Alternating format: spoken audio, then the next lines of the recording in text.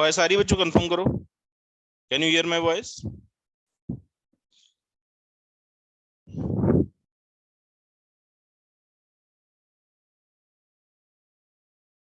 बाकी लोग कहाँ हैं? आज आए नहीं सब लोग, क्यों? बाकी लोग कहाँ रह गए?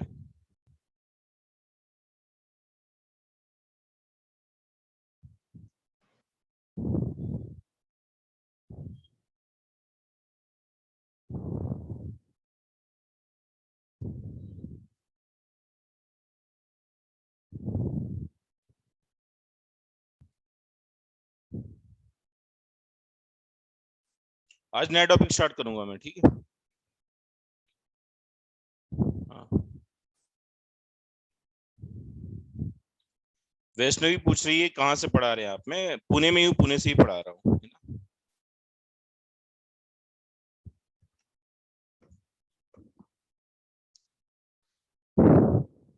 एटॉमिक के डाउट्स पूछ लो, अभी पूछ लो, तुरंत पूछ लो, है ना? लगेज।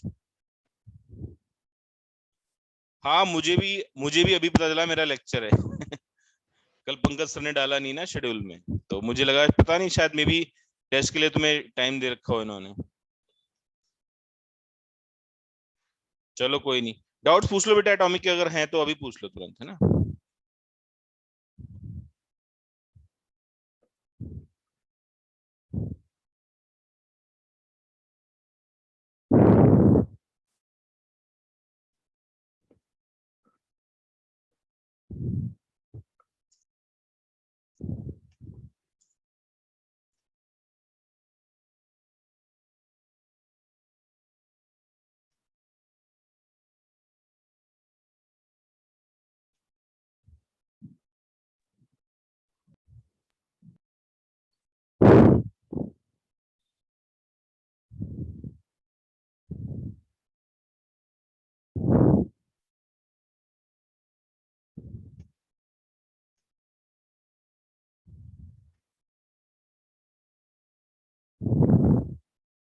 हाँ, चैप्टर में दो तीन चीजें बची थी, मैंने बताया भी था लास्ट लास्ट क्लास में।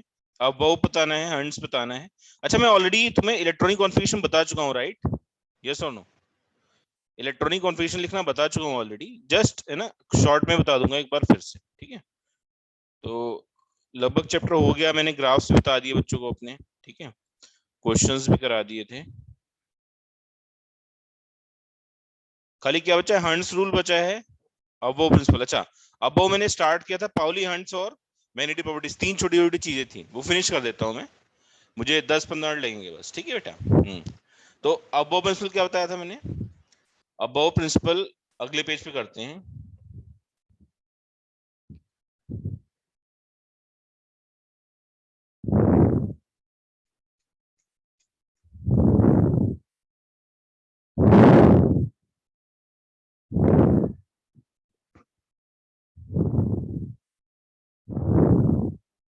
यस, तो अबो क्या बोलता है? The principle says that electron in an atom are filled in the increasing order of energy of orbitals, ठीक है? जैसे फॉर एग्जांपल मैंने बच्चों को तीन ऑर्बिटल्स दे दिए, मैंने कहा भाई 1s है, 2s है और 2p है। तो मैंने बोल दिया इसकी एनर्जी E1 है, इसकी एनर्जी E2 है, इसकी एनर्जी E3 है, और ऑर्डर क्या है? E1 सबसे कम है, फिर E2 है, फिर E3 है ना? तो 1s में कितने ऑर्बिटल्स होंगे? एक ऑर्बिटल। 2s में एक ऑर्बिटल, और 2p में तीन ऑर्बिटल्स, ठीक है? मैं आपसे बोलूं बेटा तीन इलेक्ट्रॉन फिल करने, तो अब इलेक्ट्रॉन कैसे फिल करोगे? आप तीन इलेक्ट्रॉन फिल करोगे, पहले दो यहाँ फिल करोगे, फिर दो, फिर एक यहाँ फिल करोगे, है ना? या मैं आपसे बोल दूं 5 इलेक्ट्रॉन फिल करने हैं, तो आप बोलोगे सर 1s2 होगा, फिर 2s2 होगा, फिर 2p1 होगा। बस समझ में आ रही है? तो इलेक्ट्रॉन पहले 1s में फिल होंगे, फिर 2s में, और फिर 2p में फिल होंगे, ठीक है? अब एक क्वेश्चन ये आता है कि how to calculate the energy of orbitals, तो उसके लिए एक रूल है, इसे हम बोलते हैं n+l रूल, ठीक है? तो हम लिख देते हैं द एनर्जीज ऑफ ऑर्बिटल्स। एक मिनट, ये रिकॉर्डिंग देख लेते हैं, रिकॉर्डिंग ऑन दिस कंप्यूटर, ठीक है? The energies of orbitals can be compared by n+l rule as follows.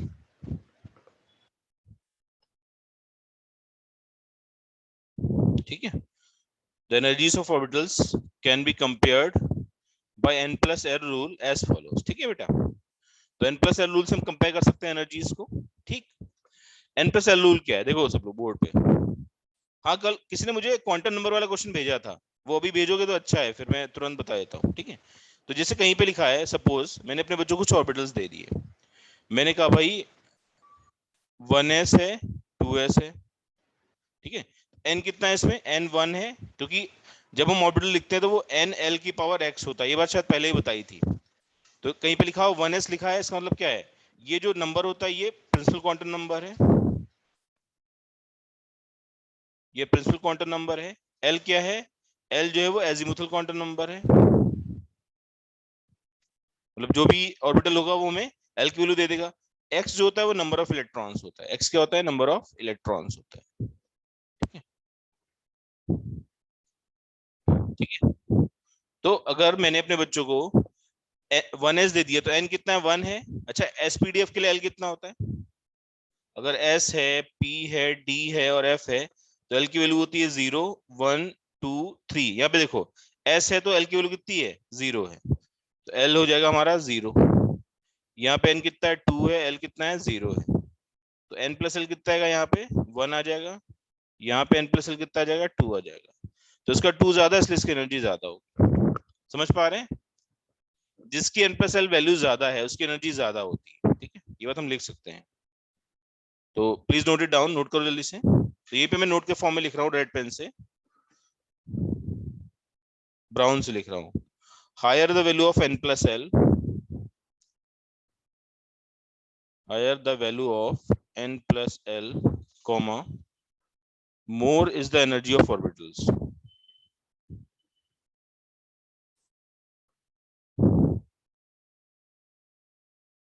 ठीक है, higher the value of n plus l, comma more is the energy of orbitals। दूसरा note, if two orbitals have same n plus l value,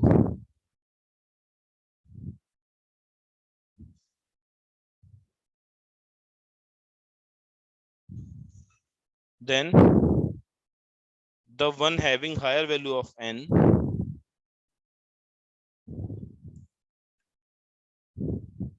has higher energy। ठीक है, तो ऐसा orbital जिसके पास n की value ज्यादा है उसकी एनर्जी ज्यादा होगी। इज दैट क्लियर, रिप्लाई करो बच्चों। पेपर कैसा लगा, टफ था या इजी था, पेपर कैसा लगा मेरे बच्चों को?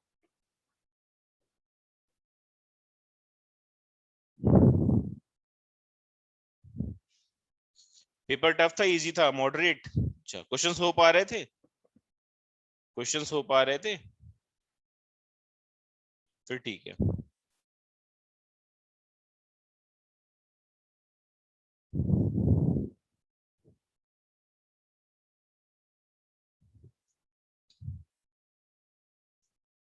ठीक है, जानवी मैं देखता हूँ, है ना, तुरंत बताता हूँ। ये लिख ले बेटा जल्दी से, फिर मैं बताता हूँ।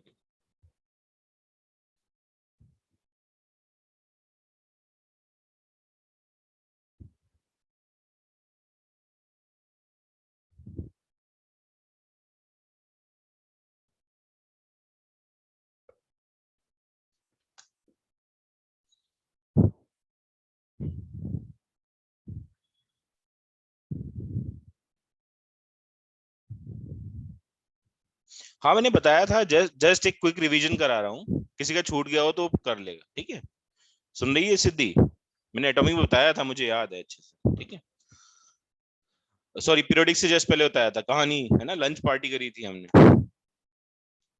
ठीक है, लिख लिया बेटे सबने, रिप्लाई करो।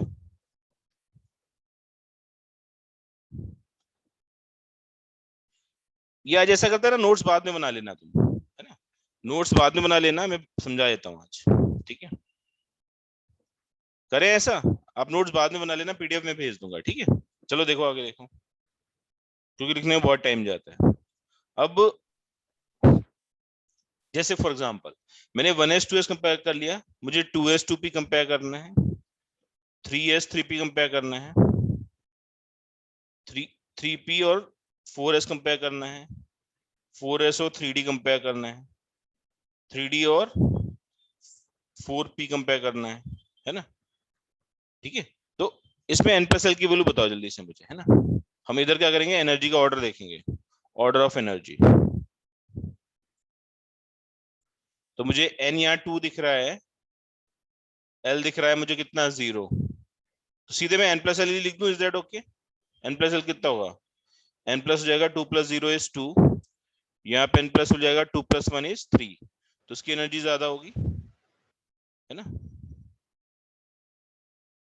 यहाँ पे n प्लस एल कितना है, 3 है, यहाँ पे n प्लस एल कितना है, 4 है, इसकी एनर्जी ज्यादा होगी। यहाँ पे n प्लस एल कितना है, 4 है, यहाँ पे n प्लस एल कितना है, 4 है। अब यहाँ पे गड़बड़ हो गई, यहाँ पे दोनों की वैल्यू सेम आ गई। क्या करें इस केस में, ये भी 4 है, ये भी 4 है, तो हम देखते हैं किस में n की वैल्यू ज्यादा है। यहाँ पे n की वैल्यू 3 थी, यहाँ पे n की वैल्यू 4 है, तो एनर्जी ज्यादा होगी 4s की। यही मैंने सेकंड पॉइंट लिखवाया है। ठीक।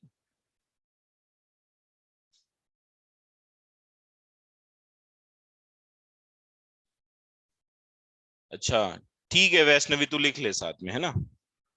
हकुना मटाटा, है ना, नो वरीज, लिख लो। यहाँ पे n प्लस एल की वैल्यू, वैष्णवी बताओ कितना है बच्चा, n प्लस एल। देखो 4 हो जाएगा, s के लिए 0 होता है, कितना आ जाएगा, ये 4 आ जाएगा, ये हो जाएगा 3 प्लस एसपीडी 0 1 2, 3 प्लस 2 इज 5, तो 3d की एनर्जी ज्यादा होगी 4s से। ठीक है, तो यहाँ पे n प्लस एल तो 5 है, मुझे पता ही है। यहाँ पे n प्लस एल कितना होगा, 4 प्लस 1, है ना, ये भी 5 आ गया, दोनों की वैल्यू सेम है, बट यहाँ पे n की वैल्यू ज्यादा है, तो ये ज्यादा एनर्जी का होगा। ठीक है, इस तरीके से हम एनर्जी का ऑर्डर कंपेयर कर सकते हैं। ठीक है बेटा, क्लियर है, समझे या नहीं। मैं कोई भी ऑर्बिटल दे दूं, हमारे बच्चे एनर्जी कंपेयर कर सकते हैं। अच्छा एक चीज सोच के बताओ, मेरे पास 3D px है, सॉरी, थ्री 3D xy है, 3D yz है, 3D xz है, 3D x² minus y square है, और 3D z² है ना। इनको एनर्जी के ऑर्डर में अरेंज करना हो तो कैसे करें, बोलो बच्चों। 3D xy, 3D yz, 3D xz, 3D x² minus y square, और 3D z²। अगर इनको अरेंज करना है in the order of energy of orbitals तो कैसे करें, बताएंगे आप लोग।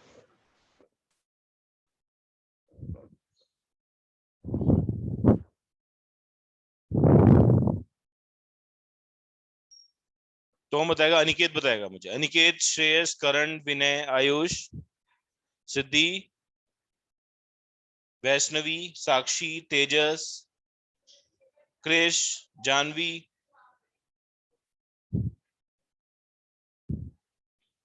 रिप्लाई करो मेरे बच्चों, मेरे प्यारे बच्चों, रिप्लाई करो। बताने वाले को मिलेगा नोबेल प्राइज ऑफ केमिस्ट्री।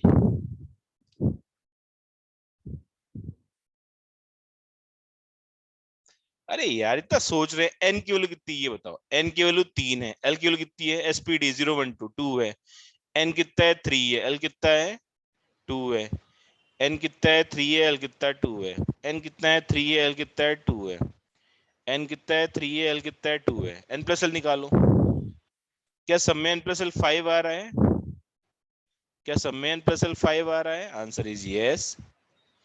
तो क्या सारे डीजेनरेट ऑर्बिटल्स होंगे, आंसर इज यस, है ना, they are all having same energy. तो यहाँ पे लिख देते हैं हम, ऑल हैव सेम एनर्जी,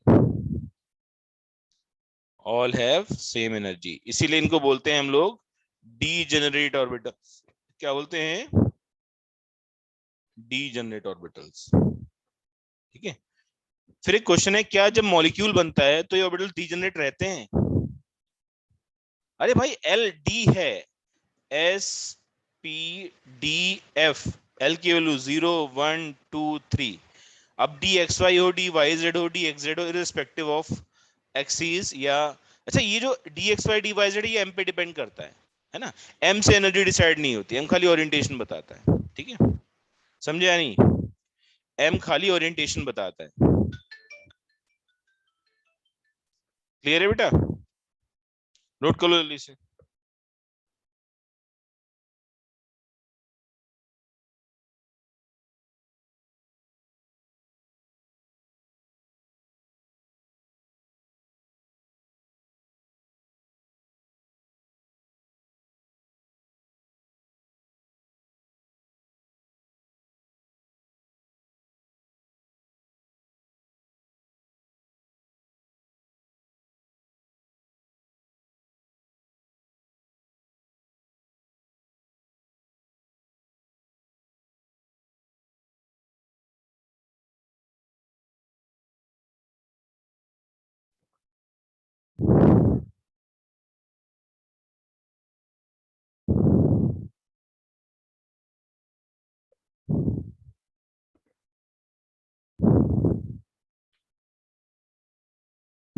लिख लिया बेटे सबने।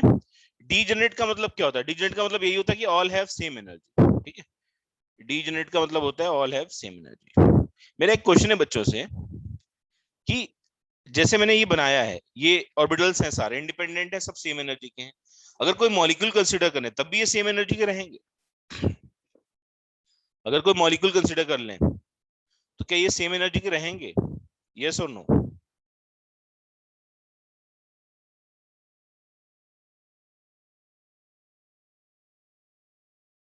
बोलो बच्चा। ये बात मैं लिखवा देता हूँ यहाँ पे नोट के फॉर्म में। क्या लिखेंगे हम लोग इसको?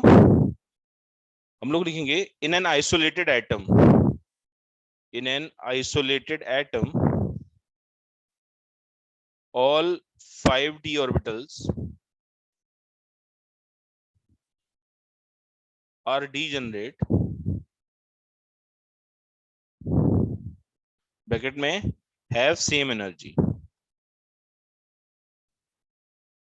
but when when a molecule is formed, a molecule is formed, they may not remain degenerate, may not remain degenerate, ठीक है। मतलब आइसोलेटेड एटम में तो सेम एनर्जी के होंगे, बट मॉलिक्यूल के अंदर होंगे इसकी कोई गारंटी नहीं है, ठीक है। समझ में आ रहा है बेटा? ऐसा किसी भी ऑर्बिटल में पॉसिबल है ना, डी में, एफ में, किसी में भी पॉसिबल है, ठीक है। वैष्णवी क्या नहीं समझा बेटा? वैष्णवी रिप्लाई कर, क्वेश्चन नहीं समझा क्या वैष्णवी? तुम इतना लिखो फिर मैं बताता हूं, पहले नोट करो इसको।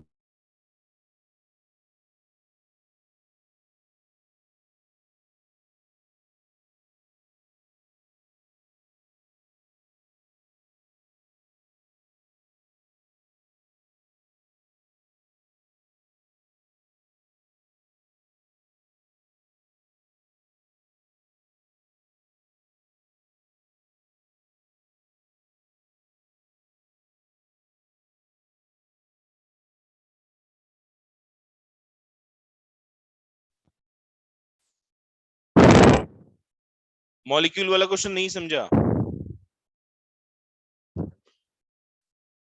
देखो, जैसे मैंने कहा कि जैसे मैंने कहा कि जिंक है, जिंक है, जिंक एटॉमिक नंबर है 30। कॉन्फ़िगरेशन क्या होता है? 1s2 2s2 2p6 3s2 3p6 4s2 3d10, ठीक है। 4s2 3d10 ये होता है। अब अगर मैं बोलूं D10 कॉन्फ़िगरेशन कैसे होगा, तो आपके क्या बोलोगे? आप बोलोगे सर सारे d ऑर्बिटल बिल्कुल पास पास होंगे, सेम एनर्जी के होंगे। एक हो गया, दो हो गया, तीन हो गया, चार हो गया और ये पांच हो गया, ठीक है। ये 5d orbitals having same energy, ठीक है बेटा। तो कैसे बनाओगे आप लोग इनको? अगर आपको बनाना है तो आप ऐसे बनाओगे 1 2 3 4 5 6 7 8 9 और 10। मैंने ये 3d10 कॉन्फ़िगरेशन दिखा दिया बेसिकली। समझ आ रहा है सबको? सबकी सेम एनर्जी होगी, मैंने सेम लेवल में बनाए हैं, बनाए, ठीक है। अब हमारे क्रिश क्रिस भाई साहब ने क्या किया है ना, कलाकार आदमी है ये। इसने क्या किया? इसने बोला सर ऐसा करते हैं, जिंक का कंपाउंड बना देते हैं, ZnH2 का होल 6 2+ बना देते हैं, है ना। क्रिश कलाकार आदमी है या नहीं है? कुछ कुछ मूवीज वगैरह भी बना देता है ये तो, है ना। तो हमने एक कॉम्प्लेक्स बना दिया, राइट। ये जो कंपाउंड, इसको हम कोऑर्डिनेशन कॉम्प्लेक्स बोलते हैं। हम अभी नहीं पढ़ेंगे, बाद में कभी पढ़ेंगे 12th में। बट अभी ये बताना था बच्चों से कि ये और ये अलग अलग केसेस हैं। यहाँ पे जिंक था, यहाँ पे जिंक आयन है, पहली बात। तो दूसरी बात, ये जो 3d10 ऑर्बिटल्स तुम्हें दिख रहे थे, सबकी एनर्जी सेम दिख रही थी, अब ये सेम नहीं रहेगी। इसका जो कॉन्फ़िगरेशन है वो हो जाएगा 1s2। यहाँ पे क्या दिखेगा मुझे? जिंक 2+ दिखेगा। यहाँ पे मुझे आयन दिखेगा जिंक 2+। इलेक्ट्रॉन निकलेंगे 4s से। कॉन्फ़िगरेशन क्या होगा? 1s2 2s2 2p6 3s2 3p6, ठीक है। 4s2 गायब हो जाएगा, 4s 0 हो जाएगा और 3d 10 हो जाएगा। इस बार ये जो आपको d10 दिख रहा है उसका कॉन्फ़िगरेशन कैसा होगा? 3 ऑर्बिटल अलग होते हैं और 2 ऑर्बिटल्स अलग होते हैं, ठीक है। तो यहाँ पे क्या होता है, dxy होता है, dyz होता है, dxz होता है, यहाँ dx square minus y square होता है और dz स्क्वायर होता है।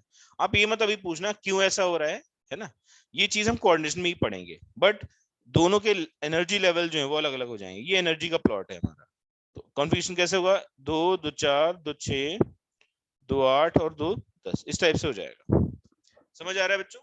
डी ऑर्बिटल सेम एनर्जी के नहीं रहते कब, जब हम मॉलिक्यूल बनाते हैं। जब सिंपल आइसोलेटेड एटम है या आयन है तो सारे ऑर्बिटल सेम एनर्जी के होते हैं। Is that clear? रिप्लाई करो। क्या कह रहा है क्रिस, जेडन का सेम नहीं समझा मतलब? अरे मैं कह रहा हूँ अकेला एटम है और कोई पास में नहीं है तो सारे ऑर्बिटल सेम एनर्जी के होंगे, दैट्स ऑल। तुम मत समझ, पहले इसको नोट कर ले बस, है ना। मैंने ये बताया कि यहाँ पे जिंक अकेला है और यहाँ पे जिंक क्या वाटर मॉलिक्यूल के साथ बैठा हुआ है, ठीक है। तो यहाँ पे क्या होगा, यहाँ पे कॉन्फ़िगरेशन होगा same, but energy of orbitals अलग अलग होगी, दैट्स ऑल। ये सी तो मैं समझा रहा हूँ कि जब मॉलिक्यूल बन जाता है तो एनर्जी चेंज हो जाती है, एनर्जी सेम नहीं रहती, क्योंकि 2 इलेक्ट्रॉन निकल गए ना यहाँ पे जिंक से। एक काम करो तुम लोग, बहुत दुखी हो रहा है ये, इसको भी जिंक 2+ ही दिखा देते हैं। हमने अगर यहाँ जिंक 2+ लिया तो कितने इलेक्ट्रॉन होंगे यहाँ पे? यहाँ पे हमारे पास हो जाएंगे 28 इलेक्ट्रॉन होंगे, और 4s0 यहाँ भी लिख लो, 2 इलेक्ट्रॉन 4s से निकल गए। अब ठीक है, अब यहाँ पे जिंक आयन है, यहाँ पे जिंक आयन यहाँ भी है, बट यहाँ पे मॉलिक्यूल है, यहाँ पे आइसोलेटेड आयन है, ठीक है। आइसोलेटेड एटम लिखा था, आइसोलेटेड एटम या आयन दोनों लिख लो, दोनों के लिए ट्रू है वो, ठीक है। In an isolated atom या ion, all 5d orbitals have same energy, but when a molecule is formed, then they may not remain degenerate.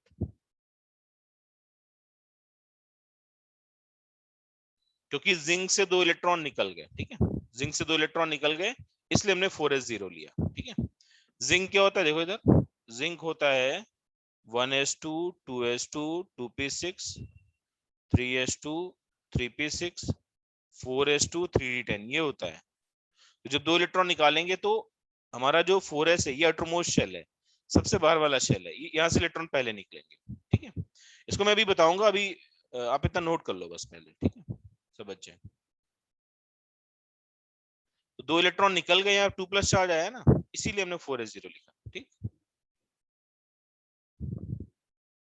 Please note it down. तो इस वाले जिंक में कितने इलेक्ट्रॉन थे, इस वाले जिंक में 30 इलेक्ट्रॉन थे, है ना।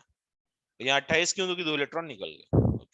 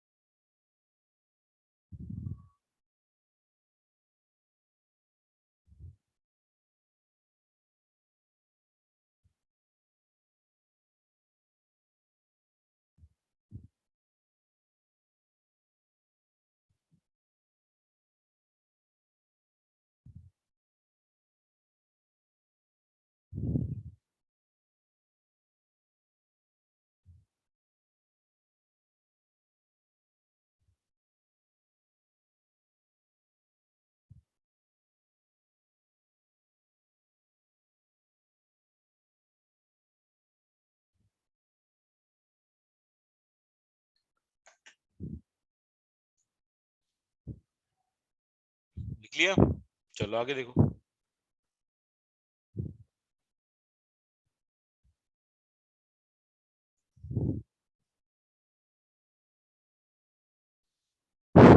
ये तुम्हारा अब वो प्रिंसिपल हो गया, ठीक है। अब वो मतलब इलेक्ट्रॉन जब भरेंगे तो एनर्जी के बढ़ते ऑर्डर में फिल करेंगे, ठीक है। एक चीज देखो, जैसे मैंने आपको बताया 1s 2s, इस टाइप से हम सारे ऑर्बिटल्स कंपेयर कर सकते हैं। तो सबसे पहले 1s आता है, ठीक है, फिर 2s और 2p आता है, 3s 3p और 3d आता है। अच्छा, मैंने 2d क्यों नहीं लिखा यहाँ पे? क्यों? 2d भी तो हो सकता है, 1p भी तो हो सकता है।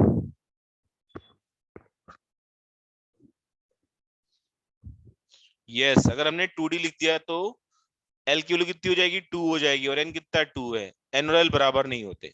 एन की वैल्यू हमेशा 0 टू एल, सॉरी, एल की वैल्यू हमेशा 0 टू एन माइनस 1 होती है, दोनों बराबर कभी नहीं हो सकते, ठीक है। Yes, agreed. तो ये 2d नहीं होगा यहाँ पे, ठीक है। फोर्थ में 4s 4p 4d 4f हो जाएगा, फिर 5s 5p 5d और 5f हो जाएगा, 6s 6p 6d और 6f हो जाएगा, 7s 7p 7d 7f। आगे भी 7g, बट जरूरत नहीं है उसकी, ठीक है, उसकी जरूरत नहीं है, ठीक है। तो 1s हो गया, 2s हो गया, 3s 2p हो गया, 4s 3p हो गया।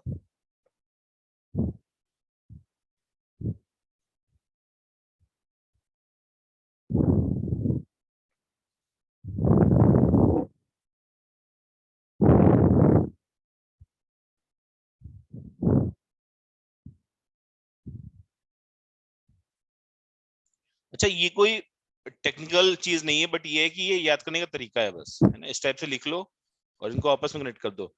ऊपर वाले का हेड नीचे वाले की टेल से कनेक्ट कर दो, है ना। ऊपर वाले का हेड नीचे वाले की टेल से कनेक्ट कर दो, तो एक एनर्जी का ऑर्डर मिल जाएगा तुम्हें, ठीक है। बात समझ में आई सभी को? तो ऑर्डर ऑफ एनर्जी क्या मिलेगा मुझे बताओ जल्दी से, अगर मैं ऑर्डर ऑफ एनर्जी लिखना चाहूँ यहाँ पे।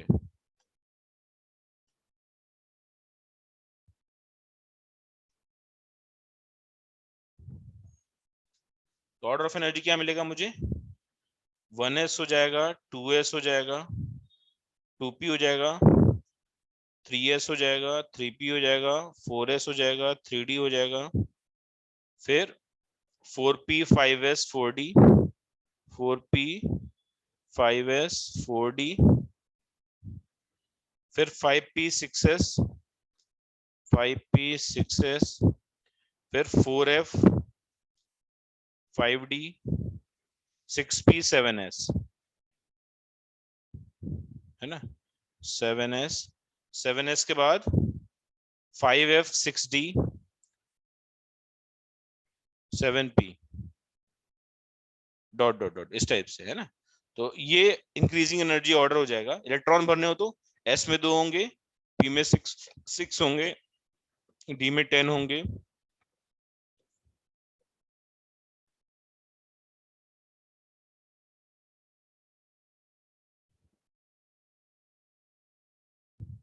ठीक है, इस टाइप से। तो इस टाइप से आप इसको बोल सकते हो कि this is increasing energy of orbitals. क्या बोल सकते हैं इसको हम लोग? इसको हम लोग बोल सकते हैं this is increasing energy of orbitals.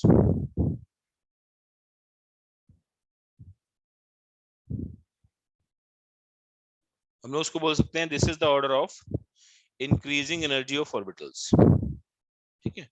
Please note it down, जल्दी से नोट करो बच्चों। This is the order of increasing energy of orbitals.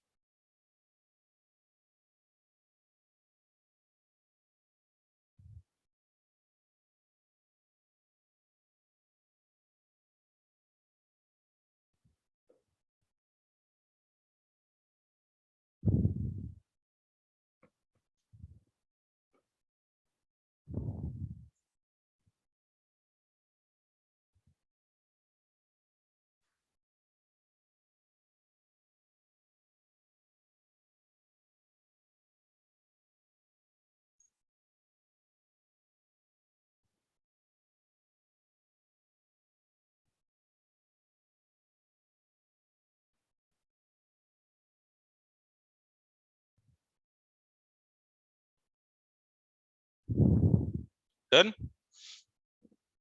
चलो आगे देखते हैं। तो अब कॉन्फ़िगरेशन ऑलरेडी लिखाए थे मैंने, है ना, कुछ एक आध कॉन्फ़िगरेशन लिखवा देता हूँ। जैसे कार्बन 6 लिखना हो, कॉन्फ़िगरेशन क्या हो जाएगा, 6 इलेक्ट्रॉन है तो 1s2 हो जाएगा, 2s2 हो जाएगा, 2p2 हो जाएगा। इलेक्ट्रॉन्स कितने हो गए, 2 2 4 और 2 6, ये नंबर ऑफ इलेक्ट्रॉन्स ऊपर लिखे हैं जो, ठीक है। सोडियम लिखना हो 11, क्या हो जाएगा, 1s2 2s2 2p6 हो जाएगा और 3s1 हो जाएगा, ठीक है। दो एक्सेप्शंस बताए थे, दो क्या बहुत सारे एक्सेप्शंस बताए थे मैंने, है ना। एक्सेप्शंस में क्रोमियम था, क्रोमियम 24 था, कॉपर 29 था, रिमेंबर। कॉन्फ़िगरेशन क्या होगा, 1s2 2s2 2p6 3s2 3p6 4s1 3d5 था, रिमेंबर। जबकि होना चाहिए 4s2, बट यहाँ पे हमने लिया 4s1। क्या रीजन बताया था मैंने इसका, what was the reason, why is it exception,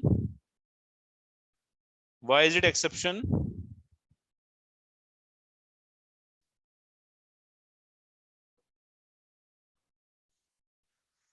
क्योंकि D5 जो है वो ज्यादा स्टेबल है D4 से, since D5 is more stable then D4,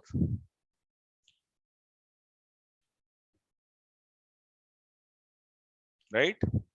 इसमें देखो कॉन्फ़िगरेशन क्या होगा, 1s2 2s2 2p6 3s2 3p6 4s1 होगा और ये 3d10 हो जाएगा। यहाँ पे भी 4s2 नहीं लिखा because D10 is more stable then D9।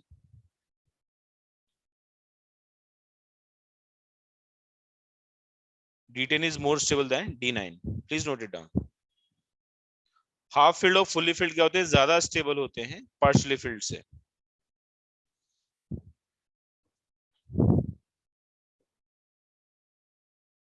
क्या फिर तीनों एक्सेप्शन होंगे, CU AG AU तीनों एक्सेप्शन होंगे फिर क्या, हाँ या ना। ये 29 है, ये 47 है, 47 में 32 ऐड करो,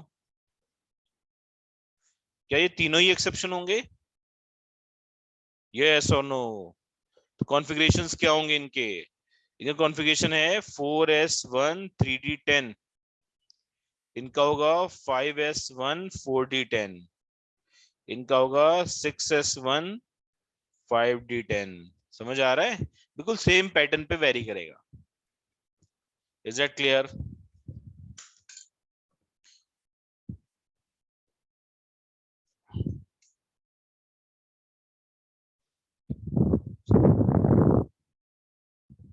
ये सारे एक्सेप्शन होंगे, है ना, क्योंकि ये सेम फैमिली के मेंबर्स हैं। फैमिली में एक गुंडा है तो सब गुंडे ही होंगे ना, नहीं, थोड़ी वैसी फैमिली है, गुंडे वाली है ना, भाई वाली फैमिली है। उदय शेट्टी है ना, मजनू शेट्टी, और ये XYZ शेट्टी, ठीक है, वेलकम वाली फैमिली है ये।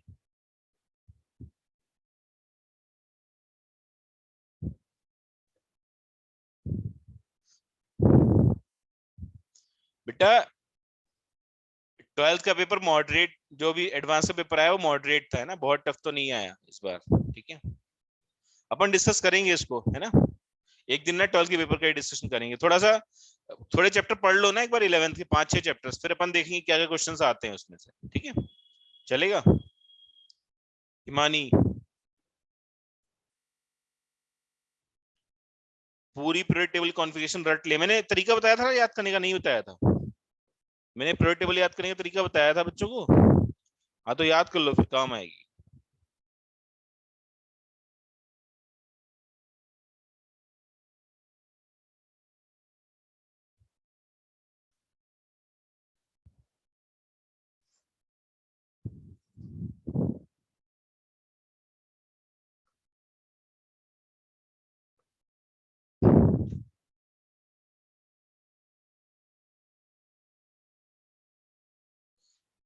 एक्चुअली कैसा कोई बहुत ध्रुव स्टैंडर्ड नहीं होता कि ये इतना आएगा ये इतना आएगा, बट जनरली ना सब कुछ तीनों का जो रेशियो है, फिजिकल ऑर्गेनिक और इनऑर्गेनिक का, ये रेशियो हमने हर बार यही देखा है, 33.33% टाइप से रहता है ना, बिल्कुल इक्वल। अब कई बार ना पेपर बनाने वाले पे भी डिपेंड करता है, ठीक है, कौन पेपर बना रहा है, यस, जनरली इक्वल रहता है तीनों, ठीक है। फिजिकल हमेशा थोड़ा सा ना उसको एडवांटेज मिलता है क्योंकि फिजिकल ज्यादा हो सकता है, बट इन जनरल में जो ट्रेंड देखा वो ये दिखा तीनों इक्वली होते हैं, है ना। सिर्फ तीनों को इक्वली पढ़ना है, ऐसा नहीं एक ही केमिस्ट्री पढ़ रहे हैं, बस फिजिकली पढ़ रहे हैं। पेपर शायद खड़गपुर ने बनाया है इस बार, पता नहीं मुझे किसने बनाया, केजीपी ने बनाया प्रोबेबली इस बार का पेपर। हाँ। सबसे पुराना आईआईटी कौन सा है इंडिया में? सबसे पुराना आईआईटी कौन सा है इंडिया में? एक्चुअली खड़गपुर ही है। खड़गपुर पहले, तो पता है खड़गपुर पहले जेल हुआ करता था, वहां पे कैदी रखे जाते थे। Do you know that? नहीं, कानपुर नहीं, खड़गपुर ही है। खड़गपुर पहले एक जेल हुआ करता था जो ब्रिटिश के टाइम में, हाँ उसमें जेल में कैदियों को रखते थे। बाद में जब इन्होंने आईआईटी बनाया तो उसी को कन्वर्ट कर दिया है कैंपस में। ठीक है। तो ये स्टोरी है। वैसे तो हमारा बीएचयू भी बहुत पुराना है। बीएचयू 1909 से चल रहा है बेटा, है ना, 1909 से। तो 1909 में दो कॉलेज खोले गए थे, एक माइनिंग कॉलेज था और एक मेटलर्जी कॉलेज था। दोनों को कंबाइन करके मिनमेट बनाया था इन्होंने। ठीक है। तो एक्चुअल ऑपरेशन लगभग 1919 के आसपास स्टार्ट हुए हमारे यहाँ पढ़ाई के, है ना। तो अच्छा, इससे भी पुराना आईआईटी रुड़की है। आईआईटी रुड़की लगभग, मतलब अगर ये वैसे आईआईटी नहीं बने थे उस समय, बट ये लगभग 1890 के टाइम से चल रहा है। ये सबसे पुराना आईआईटी रुड़की है उस मामले में। सिविल इंजीनियरिंग पढ़ा रहे हैं यहाँ पे। यस यस, श्रेष्ठ सही कह रहा है। आईआईटी अपना जो 1950s के बाद में ही आया है ये कुछ, है ना। अपना जो फ्रीडम हो गया उसके बाद ही आईआईटी एग्जिस्टेंस में आए हैं। ठीक है। अच्छा, इन सब का पूरा जो क्रेडिट है वो नेहरू को जाता है। ठीक है। आईआईटी बीच का ग्रेविटी फॉर्मेशन में बहुत बड़ा हाथ है। हाँ सही कहा। हाँ चलो खैर, हम हिस्ट्री ऑफ आईआईटीज नहीं पढ़ रहे हैं। जो भी किया, नेहरू ने कुछ अच्छे काम तो किए ही हैं, मतलब, है ना। अब कुछ भी गाली दे लें बीजेपी वाले, but Nehru was a visionary person. ठीक है। इसलिए नेहरू ना पढ़ा लिखा इंसान था, बहुत ही अच्छा, वेल, है ना, पढ़ा लिखा इंसान था। थोड़ा ब्रिटिशर से, मतलब उसका उठना बैठना था ब्रिटिशर्स के साथ, तो उसे पता था कि क्या चीजें हैं यूके में या लंदन में जो हमें इंडिया में लेके आनी है। तो उसने काफी कुछ काम किया। उस Kejriwal is a different breed. Kejriwal तो अलग ही है। बट यार मतलब देखो, कोई परफेक्ट नहीं होता, ये तो आप जानते ही हो ना। पॉलिटिक्स में नोबडी इज परफेक्ट। और अगर आप परफेक्ट होकर काम करोगे, लोग आपको जीने नहीं देंगे। बहुत अच्छे एग्जांपल है हमारे वाजपेयी जी, अटल बिहारी वाजपेयी जी। सब कुछ अच्छा किया, बाद में लोगों ने उन्हें हरा दिया। सेकंड पीएम नहीं बन पाए वो दोबारा, सेकंड सेकंड टेन्योर में। इंडियन पब्लिक ना बहुत भुलक्कड़ है, भूल जाती है। उसे ऐसे लोग पसंद आते हैं जो चापलूस हैं, 420 हैं, है ना, मार्केटिंग अच्छी करते हैं अपनी। अब आप समझ गए होंगे किसकी बात कर रहा हूं मैं। खैर, अगला जो रूल है अपना, देखो एक चीज और बता दूं, जब हम आयन का कॉन्फ़िगरेशन लिखते हैं, ये बार लिख लेना नोट के फॉर्म में, देखो। when we write the configuration of ions when we write the configuration of ions,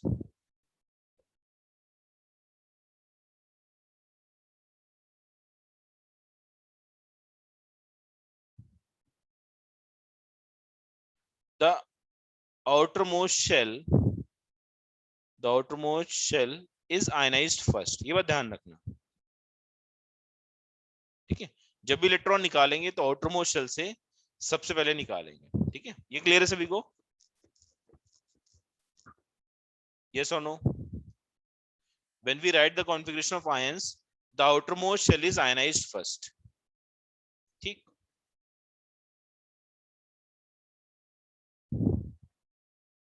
तो जैसे फॉर एग्जांपल जिंक वाला एग्जांपल लिया था, हम लोग और भी एग्जांपल ले सकते हैं। जैसे मैं ले लूं Mg2+ ले लूं। कॉन्फ़िगरेशन क्या है? 1s2 2s2 2p6 3s2, 2 4 6 10 दोबारा 3s2 था। ठीक है। तो उसमें आउटरमोस्ट शेल कौन सा? थर्ड शेल है। अगर मुझे सॉरी, Mg लिखा था पहले ही, Mg लिखा था, इसमें 12 इलेक्ट्रॉन थे। Mg2+ लिखना है, कितने इलेक्ट्रॉन है? 10 इलेक्ट्रॉन है।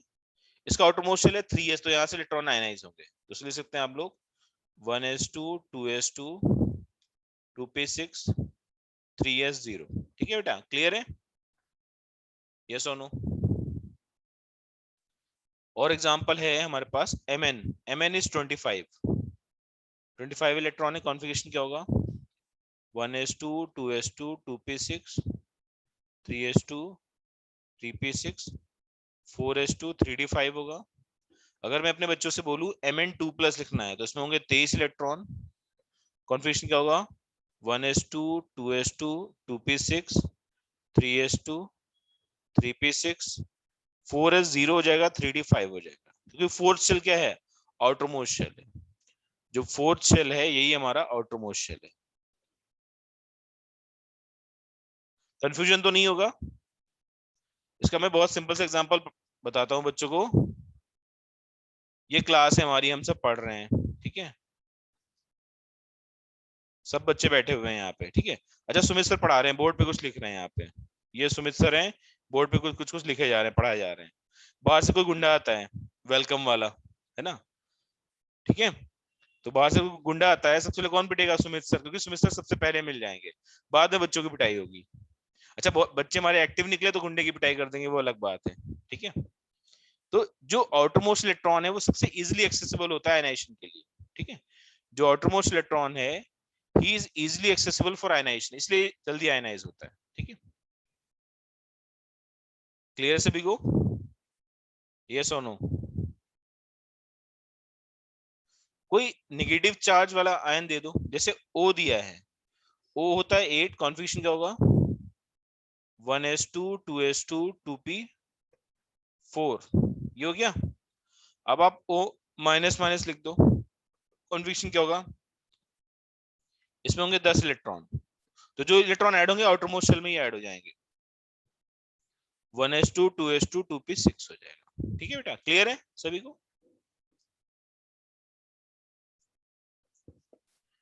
याद आया बच्चों को? रिप्लाई करो।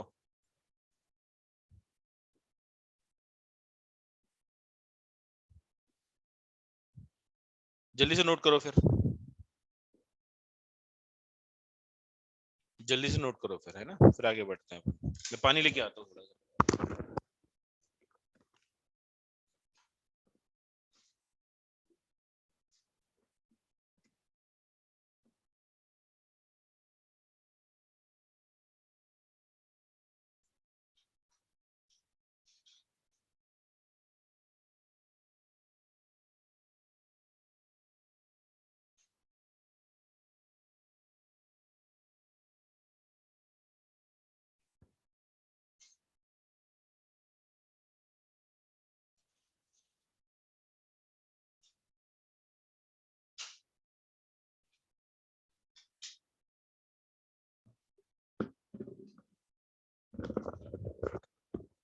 कुछ कॉन्फ़िगरेशन आप लोग लिख के दिखाओ मुझे, जैसे कि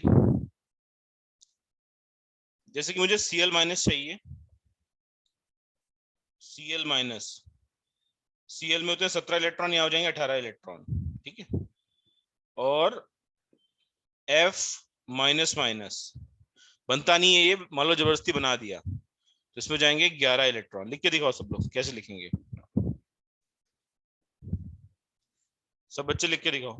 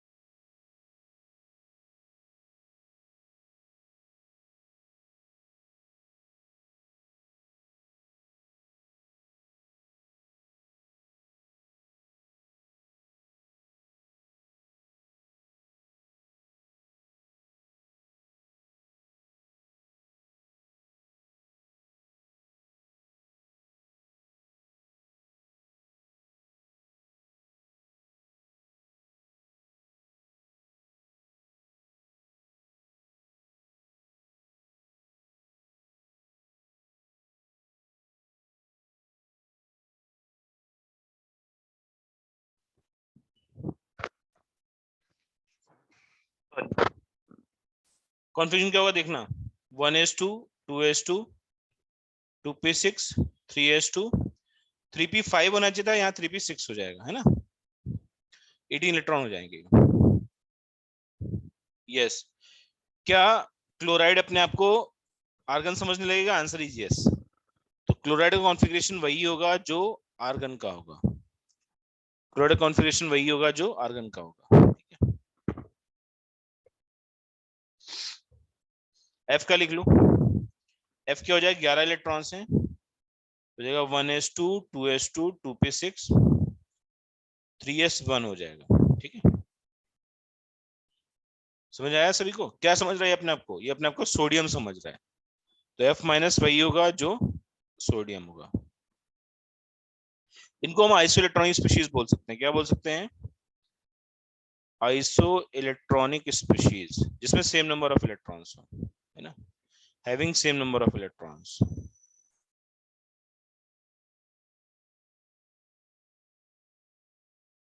ठीक, क्लियर है बेटा? हाँ, इनर्ट गैसेस से लिखा वो भी चलेगा ना, इनर्ट गैस लिखा वो भी चलेगा, वो ऑलरेडी बताया हुआ है आप लोगों को, है ना, कि कॉन्फ़िगरेशन में हम लोग इनर्ट गैस यूज करते हैं। जैसे फॉर एग्जांपल मुझे क्लोरी Cl लिखना है, Cl 17 होता है, कैसे लिखेंगे हम लोग? नियॉन लिखेंगे 10, 1s2 2s2 2p6 हो गया, फिर 3s2 3p5 हो जाएगा। ये तो ऑलरेडी बताया हुआ ही है।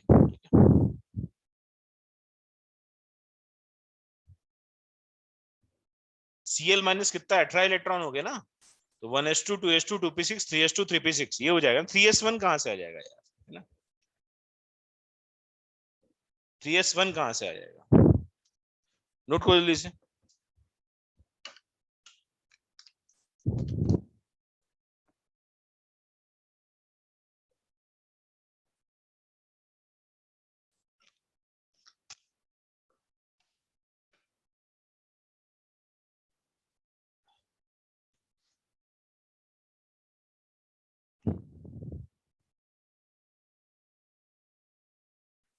श्रावणी तू लिख ले जल्दी से, है ना, हमारे बच्चे बातें करने में तो बहुत अच्छे हैं।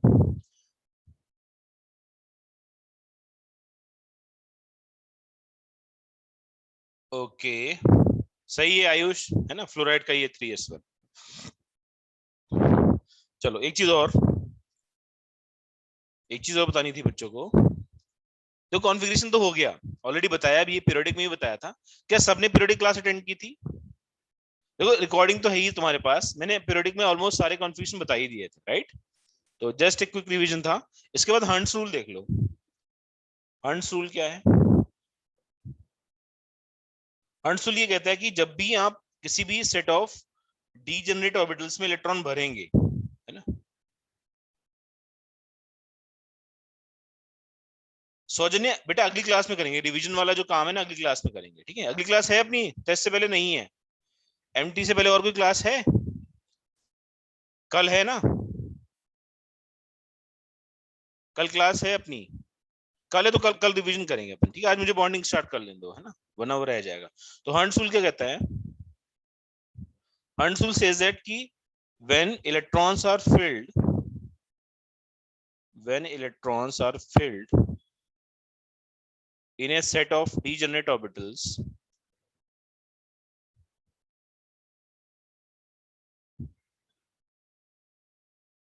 when electrons are filled in a set of degenerate orbitals, then when electrons are filled in a set of degenerate orbitals, then क्या होता है? What happens then? Electrons are first singly filled, then electrons are first singly filled,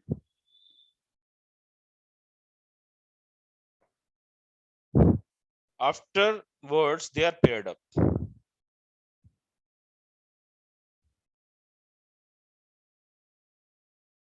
ठीक है? तो इसका example क्या होगा? Example ये होगा कि शायद ये भी अपने डिस्कस किया ही था, है ना, एक्सचेंज एनर्जी के बेसिस पे। जैसे मान लेते हैं डी कॉन्फ़िगरेशन है ना, मान लेते हैं मुझे D7 इलेक्ट्रॉन भरने हैं, ठीक है? तो डी में अगर 7 इलेक्ट्रॉन्स भरने हैं, यार श्रेयस ये सब बात ना एस वाई सर से पूछो, है ना, छुट्टी करेंगे नहीं करेंगे मुझे नहीं पता। तो अगर डी में 7 इलेक्ट्रॉन भरने, कैसे भरेंगे? पहले भरेंगे 1 2 3 4 5, पहले सिंगल फिलिंग करेंगे, क्यों? क्योंकि सारे सेम एनर्जी के हैं, फिर पेयरिंग होगी, है ना, 5 6 7 इस टाइप से इलेक्ट्रॉन भरेंगे। तो मैं एक्चुअली नंबर लिख देता हूँ कैसे इलेक्ट्रॉन भरते हैं हम लोग। 1 भरा, 2 भरा, 3 भरा, 4 5 भरा, फिर 6 7, फिर 8, फिर 9 और सबसे लास्ट में 10। इस टाइप से इलेक्ट्रॉन्स की फिलिंग होती है, ध्यान रखेंगे।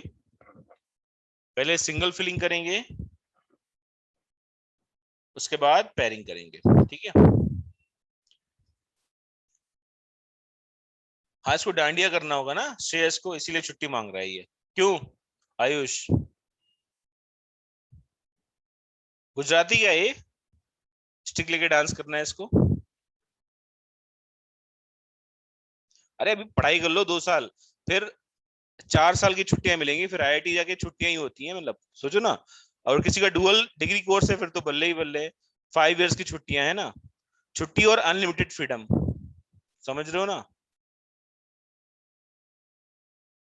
मतलब आईआईटी पहुंच गए, जो 4 साल की छुट्टियां हैं, अनलिमिटेड एंजॉयमेंट है, फ्रीडम है, जो मने वो करो, कोई नहीं रोकने वाला है तुम्हें।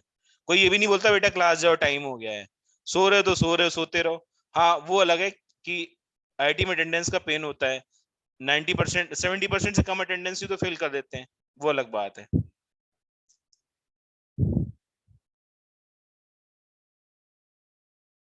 चलो आगे देखो, हंसुल हो गया। अब बात ही नहीं, तुम लोग मुझे अपने पाथ से विचलित कर रहे हो।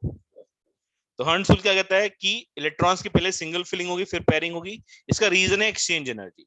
जब इलेक्ट्रॉन में इस टाइप से फिलिंग होती है तो ज्यादा एनर्जी रिलीज होती है, सिस्टम ज्यादा स्टेबल बनता है। तो मैं इसको एक लाइन में यही लिख सकता हूं, this type of configuration, this type of configuration is most stable of all the possible configurations, of all the possible configurations। तो हम सिंपल सी भाषा में ये कह रहे हैं कि जो सबसे स्टेबल है केमिस्ट्री में वही फॉर्म होगा।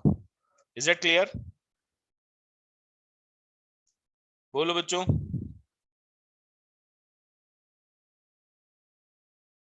अरे बस रुलाओगे क्या मुझे?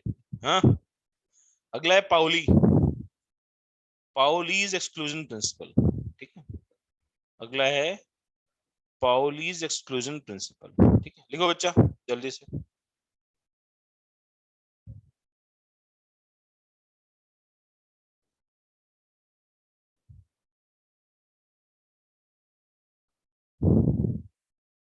जल्दी से लिखो, क्या बताना है?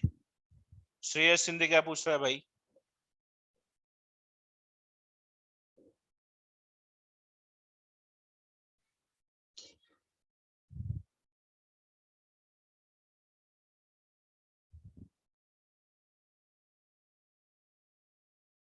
तुम लोग यार परेशान मत करो बेचारे श्रेयस को ना, सीधे बच्चे को।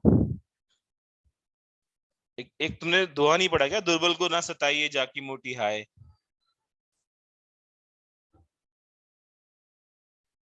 चलो देखते हैं। अगला है पाउलीज प्रिंसिपल। पाउली क्या कहता है? देखो पाउली जो बात कहता है वो बड़ा कॉमन सेंस है। जैसे मान लेते हैं अपना श्रेयस बाबू है, ठीक है, हमारी क्लासरूम है ग्रेविटी की, ठीक है, और उसकी लास्ट सीट है, श्रेयस को लास्ट सीट पसंद है, ठीक है। अपना जो श्रेयस है उसने बोला सर आज मैं लास्ट सीट पे ही बैठूंगा। मान लेते हैं सिंगल टाइप की चेयर्स पड़ी हुई हैं यहाँ पे, है ना, अपना ग्रेविटी में सिंगल वाली चेयर्स हैं। तो श्रेयस ने बोला सर आज मैं लास्ट सीट पे ही बैठूंगा, और ये श्रेयस बैठा हुआ है इसके ऊपर, ठीक। अब तब तक कृष बंसाली आ गया, कृष्ण ने कहा नहीं सर आज तो मुझे बैठना है, ठीक है। तो अगर श्रेयस यहाँ पे ऑलरेडी बैठा है तो ऑब्वियस सी बात है कृष यहाँ पे अभी नहीं बैठ सकता जब तक श्रेयस यहाँ से हटे नहीं, ठीक है। कहने का मतलब ये है कि जो श्रेयस के कोऑर्डिनेट्स हैं वो फिक्स होंगे।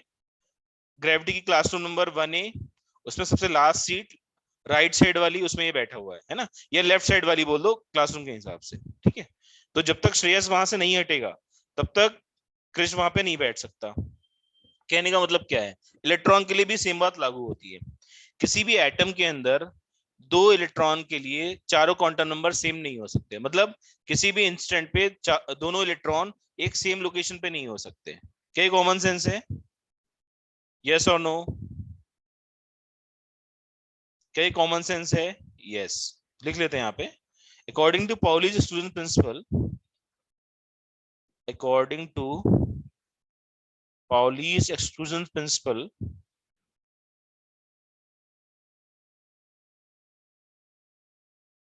no two electrons within an atom, no two electrons within an atom can have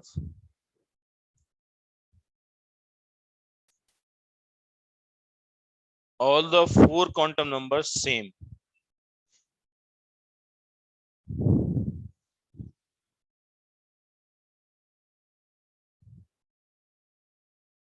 ठीक है, no two electrons within an atom can have all the four quantum numbers same. Sentence का meaning निकल रहा है, grammar अलग गलत तो नहीं है, या किसी और ढंग से लिख लें, no two electrons within an atom can have same values for all the four quantum numbers, can have same values for all the four quantum numbers. ठीक है, ये ज्यादा सही लग रहा है सेंटेंस। ठीक है, इसका मतलब क्या है? इन अदर वर्ड्स हम कुछ बोल सकते हैं, इसको क्या बोलेंगे? In other words, to electrons within an atom, याद रखना विद इन एन एटम की बात करें, एटम के अंदर की, है ना, दो अलग अलग एटम्स में तो हो सकता है। To electrons within an atom can not have same quantum states.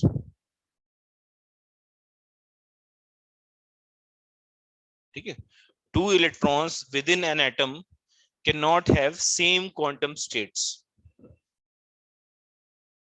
याद रहेगा बच्चों को? रिप्लाई करो।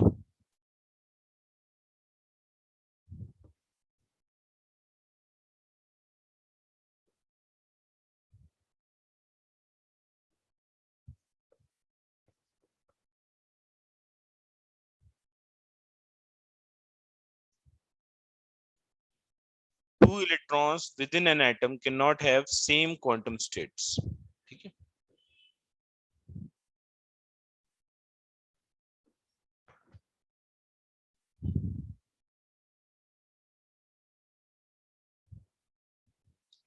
जैसे फॉर एग्जांपल, अच्छा, ये जो पाउली स्क्रूजन प्रिंसिपल है, इनडायरेक्टली ये हमें ये भी बोलता है कि किसी भी ऑर्बिटल में दो से ज्यादा इलेक्ट्रॉन नहीं हो सकते, है ना, तो ये भी लिख लेते हैं हम।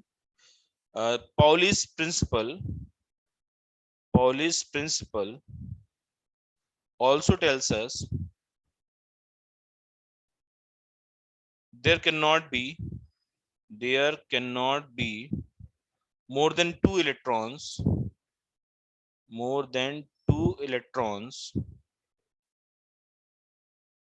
within an orbital। ये बात समझ आ रही है बच्चों को? एक ऑर्बिटल में दो से ज्यादा इलेक्ट्रॉन नहीं हो सकते, ये बात भी पाउली प्रूफ करता है। जैसे फॉर एग्जांपल, हमने क्या किया, जबरदस्ती 5 इलेक्ट्रॉन बिठा दिए एक ऑर्बिटल में, 1 2 3 4 और 5। अब इसमें समस्या क्या आएगी? समस्या यही आएगी कि किन्हीं भी 2 या 3 इलेक्ट्रॉन्स के 4 क्वांटम नंबर सेम हो जाएंगे, ये वाला ये वाला ये वाला, all quantum numbers are same. ठीक है, और ये वाला इनके भी ऑल क्वांटम नंबर क्या हो जाएंगे? सेम हो जाएंगे। तो एक ही एटम में दो इलेक्ट्रॉन्स के 4 क्वांटम नंबर सेम नहीं हो सकते। ठीक है, क्लियर है बेटा? क्या कह रहा है ये? कौन है जूम? हाँ वही तो मैं कह रहा हूँ, जूम कौन है? अपने नाम भी नहीं देख सकते ना ये लोग।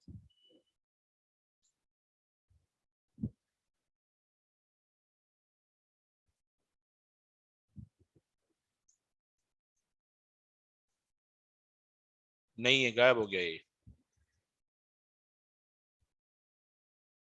सब बच्चों ने लिख लिया? रिप्लाई करो।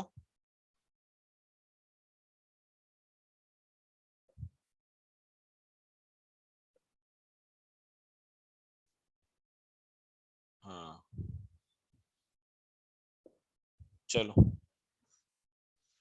जैसे मैंने कोई भी कॉन्फ़िगरेशन लिख लिया, ठीक है, हमने कॉन्फ़िगरेशन लिखा, D10 कॉन्फ़िगरेशन लिख लेते हैं, है ना, D10 कॉन्फ़िगरेशन लिख लेते हैं, 1 2 3 और 4 इलेक्ट्रॉन्स भरो।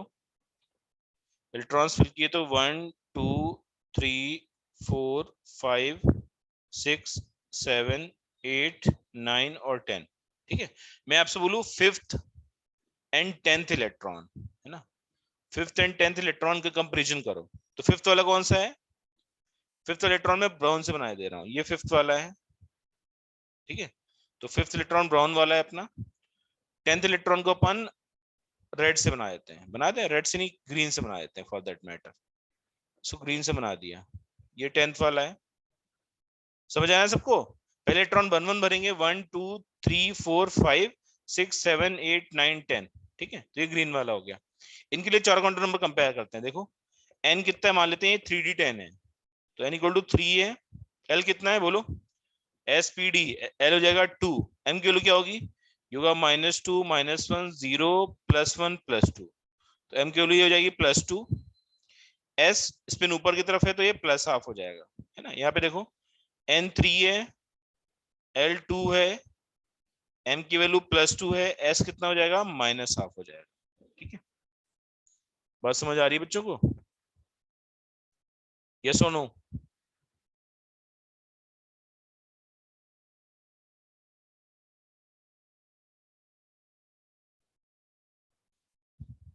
तो तीन क्वांटम नंबर सेम आ रहे हैं बट चौथी वैल्यू डिफरेंट है, तो इस तरीके से अगर कभी ऐसा हुआ कि तीन क्वांटम नंबर सेम आ रहे हैं,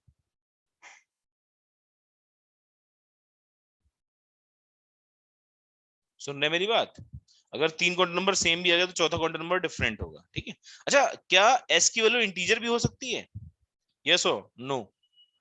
क्या एस की वैल्यू किसी पार्टिकल के लिए इंटीजर हो सकती है? एक्चुअली हो सकती है, कुछ पार्टिकल्स का नाम होता है मेजॉन, MESON मेजॉन, BOSON बोजॉन, तो ऐसे पार्टिकल के लिए स्पिन इंटीजर भी होती है, 1 होती है, -1 होती है। इलेक्ट्रॉन के लिए स्पिन हाफ होती है, ठीक है। क्लियर है बच्चों को? अगली हेडिंग है मैग्नेटिक प्रॉपर्टीज। क्या मैंने मैग्नेटिक प्रॉपर्टीज बताई थी पीरियोडिक में? बताइए तो दोबारा नहीं बताऊंगा। डायमैग्नेटिक, पैरामैग्नेटिक और फेरोमैग्नेटिक बताया है? क्या मैंने डायमैग्नेटिज्म, पैरामैग्नेटिज्म, फेरोमैग्नेटिज्म पढ़ाया है? हाँ, तो मैं दोबारा नहीं पढ़ा रहा, ये चैप्टर फिनिश हो गया है ना, चैप्टर फिनिशम, ठीक है। अब मैं नया चैप्टर स्टार्ट कर रहा हूँ, इस नए चैप्टर का नाम होगा केमिकल बॉन्डिंग। सबसे पहले तो मुझे तुम लोग ये बताओ, ये बॉन्डिंग का मतलब क्या होता है ना? क्या हमारे और पापा के बीच में बॉन्ड है? क्या हमारे और मम्मी के बीच में बॉन्ड है? क्या टीचर और स्टूडेंट के बीच में बॉन्ड होता है? यस और नो?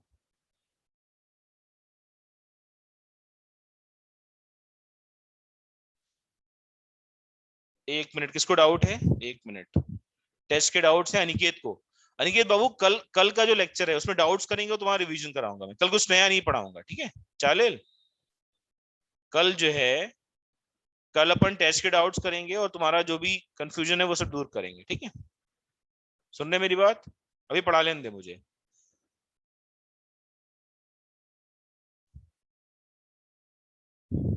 क्रिश, अरे यार, यार ये बहुत नोट्स मांगता है ये। देखो जल्दी से क्या देखना है तुझे, स्क्रॉल अप, जल्दी से लिखो,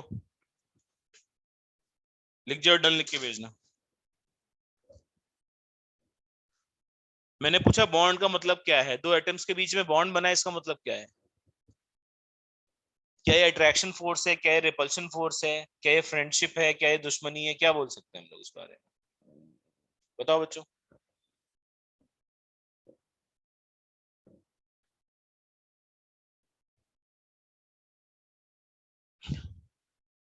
लिख लिया बंसाली साहब? लिख लिया आपने? ओके। इसका नाम बहुत सही है, नाम में वजन है इसके, है ना।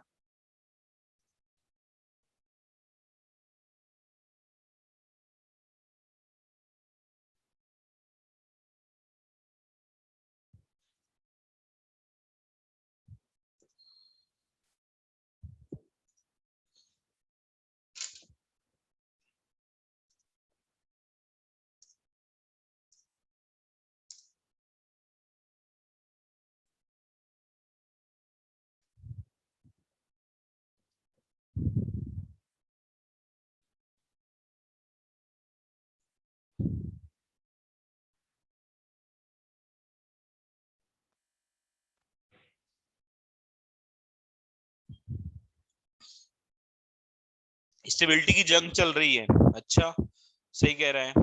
प्रतिज्ञा करिए, इट्स अट्रैक्शन फोर्स सम अर्थ करा it's attraction force, very good, बहुत बढ़िया, ये अट्रैक्शन फोर्स है ना। देखो अगर मेरे से कोई पूछे, कोई लेमैन पूछे मेरे से कि सर केमिकल बॉन्ड क्या है, तो मैं उससे सिंपल सी बात बोलूंगा, केमिकल बॉन्ड एक फ्रेंडशिप है। अच्छा क्या फ्रेंडशिप में कुछ लेन देन होता है? ये सुनो, क्या फ्रेंडशिप में हम लोग कुछ ट्रांसफर करते हैं, कुछ शेयर करते हैं? देखो इट कुड बी, अब फ्रेंडशिप भी बहुत टाइप की होती है, कुछ होते हैं फेयर वेदर फ्रेंड, समझते हो आप लोग? नहीं, मौसमी फ्रेंड, जब तक पैसा है आप खूब खिला पिला रहे हो तब तक दोस्ती है, जैसे खिलाना पिलाना बंद दोस्ती खत्म, राइट? तो ऐसे होते हैं फेयर वेदर फ्रेंड, है ना। अच्छा कुछ अच्छे फ्रेंड्स होते हैं जो लाइफ लॉन्ग रहते हैं, मतलब तुम तो पूरी लाइफ में शायद ऐसे 3-4 फ्रेंड ही मिले जो लाइफ लॉन्ग रहते हैं और जो तुम्हें हमेशा कॉल करेंगे, बात करेंगे, ठीक है। हाँ वही कुछ BFF जैसा ही, बेस्ट फ्रेंड फॉर एवर। तो हो सकता है एक दो ही मिले, मतलब जरूरी नहीं बहुत ज्यादा फ्रेंड मिल जाए, क्योंकि सबको ही ना, सबका खुद का कुछ ना कुछ मतलब रहता है, ठीक है। तो फ्रेंडशिप में क्या होता है, एक्सचेंज होता है। जैसे दो फ्रेंड्स हैं, अपना श्रेयस है, क्रिस बंसाली, बहुत अच्छे फ्रेंड्स हैं, है ना। BFF टाइप वाले फ्रेंड्स हैं, क्या एक्सचेंज होता है इनके बीच में? इमोशंस का एक्सचेंज है ना। साथ जा रहे हैं, साथ कोचिंग जाते हैं, साथ में आइसक्रीम खाते हैं, साथ में नोट्स भी एक्सचेंज करते हैं, साथ में पढ़ाई भी करते हैं, और साथ में ही IIT जाएंगे दोनों, ठीक। तो ये इमोशंस का एक्सचेंज हो गया। वैसी फ्रेंडशिप फेयर वेदर फ्रेंडशिप है तो चॉकलेट्स का एक्सचेंज हो रहा है ना, या तो आइसक्रीम का एक्सचेंज हो रहा है। जब दो एटम्स के बीच में फ्रेंडशिप होती है तो क्या होता है? जब दो एटम्स के बीच में फ्रेंडशिप होती है, A और B एटम्स हैं, इनके बीच में बॉन्ड बन गया, तो ये जो फ्रेंडशिप होती है, this is due to exchange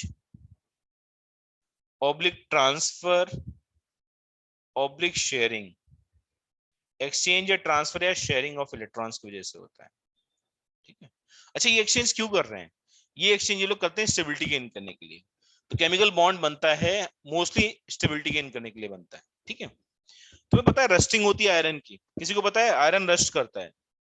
Fe जो है वो ऑक्सीजन से रिएक्ट करता है और बनाता है Fe2O3, और साथ में बनाता है Fe3O4।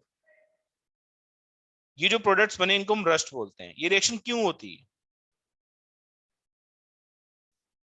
ये रिएक्शन क्यों हो रही है?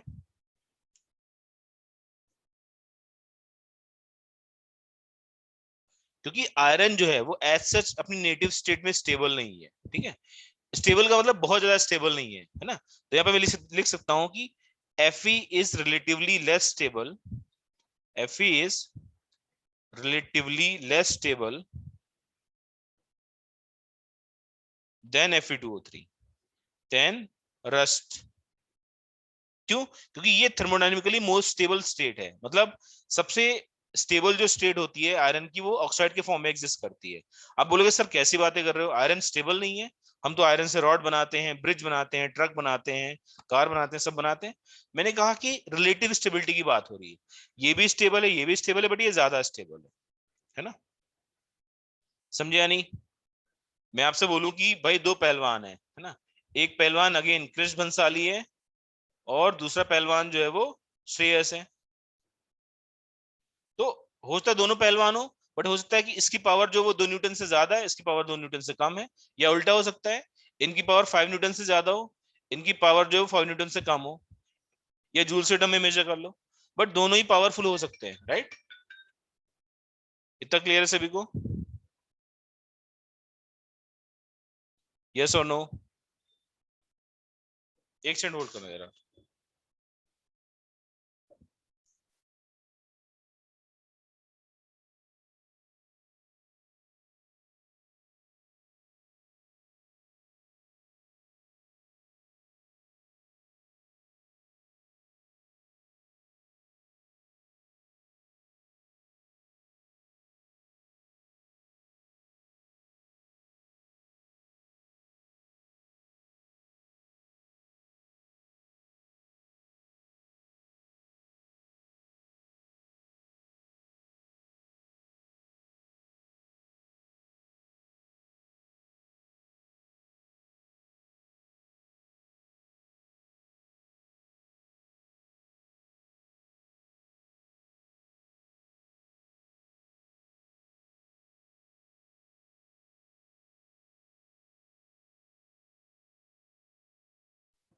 हाँ लिख लिया, लिखा नहीं ना कुछ? सुनो मेरी एक बात, सुनो कहानी।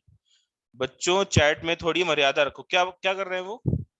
लड़ाई से पहले ही श्रेयस विनर। अरे यार, लड़ाई वड़ाई क्यों कर रहे हो, प्यार की बातें करो। ये सब बीजेपी वाले हैं, लड़ने वड़ने की बातें करते हैं ये, है ना? आम आदमी पार्टी वाले बनो, लड़ाई मत करो, ठीक है?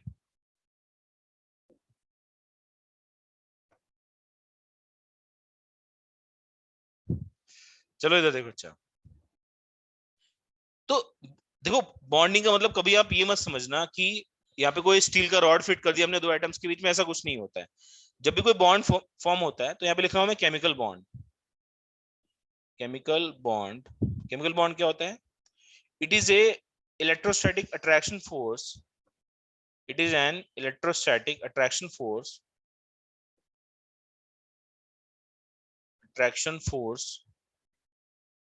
between two atoms, molecules or group of atoms.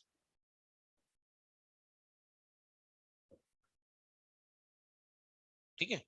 Molecules के बीच में अट्रैक्शन फोर्स हो सकता है, ग्रुप ऑफ एटम्स के बीच में भी हो सकता है ना? क्लियर है बेटा? बात ही नहीं चाहिए, बकवास बंद करो वरना पिट जाओगे मेरे हाथों से। सबकी चैट ना ब्लॉक कर दूंगा अभी मैं फिर। ठीक है? तो एक क्वेश्चन ये पूछ सकते हैं बच्चे कि सर ये एटम्स के बीच में समझ में आता है कि एच और एच के बीच में अपने बॉन्ड बना दिया, बट ये ग्रुप ऑफ एटम्स ये भी हो सकता है। जैसे Na लिया हमने, दो सोडियम ले लिए, Na प्लस ले लिया, और साथ में सल्फेट ले लिया, तो ये ग्रुप ऑफ एटम्स था। यहाँ पे भी दो आयंस थे, इनके बीच में फोर्स लग रहा है। ये जो फोर्स है इसको इलेक्ट्रोस्टैटिक अट्रैक्शन फोर्स बोलते हैं, और इसको केमिस्ट्री की भाषा में हम आयनिक बॉन्ड बोलते हैं। क्या बोलते हैं? Ionic bond. ये जो ऐसे लिखा है इसको हम कोवेलेंट बॉन्ड बोलते हैं। क्या बोलते हैं? Covalent bond. ठीक है? और भी कई सारे बॉन्ड्स होते हैं।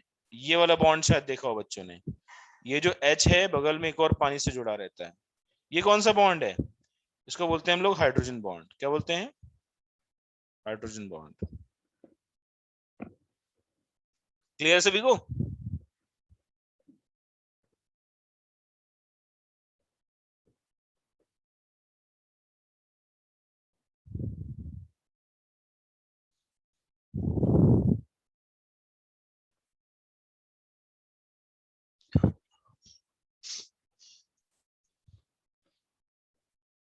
लिख लो बच्चा, इसको नोट करो जल्दी से। केमिकल बॉन्डिंग जो है, इसमें हम डिफरेंट टाइप्स ऑफ बॉन्ड्स पढ़ेंगे जो एटम्स के बीच में बन रहे हैं, मॉलिक्यूल्स के बीच में बन रहे हैं। अच्छा, कितने टाइप के बॉन्ड्स हो सकते हैं, नाम बताओगे आप लोग? कितने टाइप्स ऑफ बॉन्ड्स हो सकते हैं?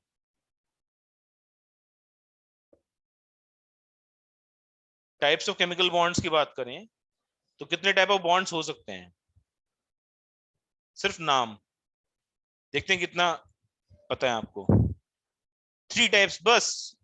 अरे बहुत टाइप के बॉन्ड्स होते हैं। जो थ्री टाइप्स हैं वो मेन टाइप ही हैं। पहला कोवेलेंट बॉन्ड है, ठीक है? दूसरा आयनिक बॉन्ड है। इस आयनिक बॉन्ड को हम लोग इलेक्ट्रोवेलेंट बॉन्ड भी कहते हैं। क्या बोलते हैं? इलेक्ट्रोवेलेंट बॉन्ड भी कहते हैं। ठीक है? तीसरा जो बॉन्ड है उसका नाम है कोवेलेंट बॉन्ड, आयनिक बॉन्ड। तीसरा जो बॉन्ड है उसका नाम है कोऑर्डिनेट बॉन्ड। सब बच्चों ने पढ़ा होगा। ठीक है? तो आपने बिल्कुल सही कहा, तीन टाइप के मेन बॉन्ड्स हैं। इसके अलावा कुछ सब टाइप्स हैं। सब टाइप्स में हाइड्रोजन बॉन्ड आता है, मैंने अभी बताया बच्चों को अपने। ठीक है?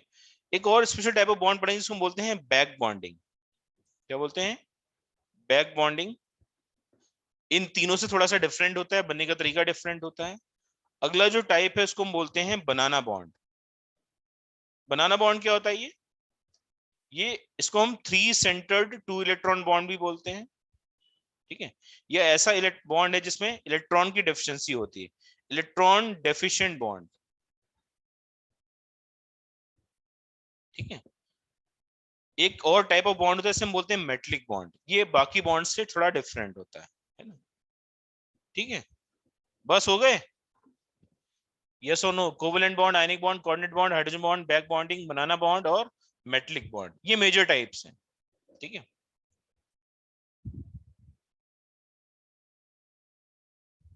इसके अलावा एक और बॉन्ड हम बोल सकते हैं सिनर्जिस्टिक बॉन्ड। वो अलग, वो काइंड ऑफ बैक बॉन्डिंग ही है, तो उसको अलग से ही बता दूंगा मैं आपको। ठीक है? जब हम कार्बन मोनोऑक्साइड के कंपाउंड्स पढ़ेंगे डी ब्लॉक एलिमेंट्स के साथ।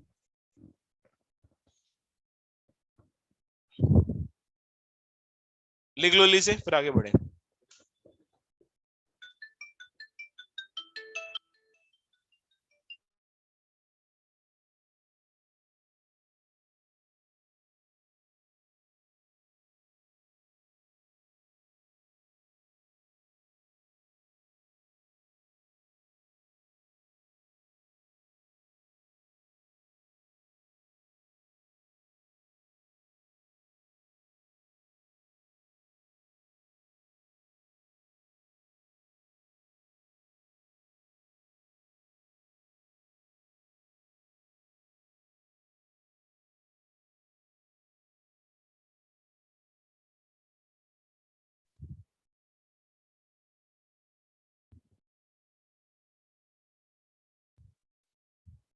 बंसाली तुझे पिटना है क्या मेरे हाथों से? अभी तेरा जेम्स बॉन्ड निकालता हूं मैं, है ना?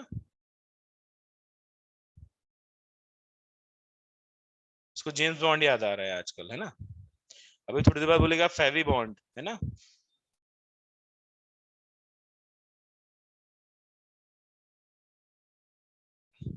चलो। अच्छा ये बहुत बकवास कर रहा है मंसाली, ये तू मुझे बता वैलेंसी क्या होती है, how do you define valency? नहीं बताया तो फिर बकवास मत करियो आज से क्लास में, है ना? थोड़ी शर्म आए बकवास करने से पहले। फिर बताओ व्हाट इज वैलेंसी। तेजस तू बता। बंसाली और तेजस में समझाएंगे आज वैलेंसी क्या होता है। Number of electrons in the large shell, बिल्कुल गलत डेफिनेशन है ये। Combining capacity, combining capacity of what? Combining capacity of what? कैसे डिफाइन करो कंबाइनिंग कैपेसिटी को? ये तो चलो हम बचपन से पढ़ते आ रहे हैं बुकिश डेफिनेशन। तो हाउ डू डिफाइन वैलेंसी?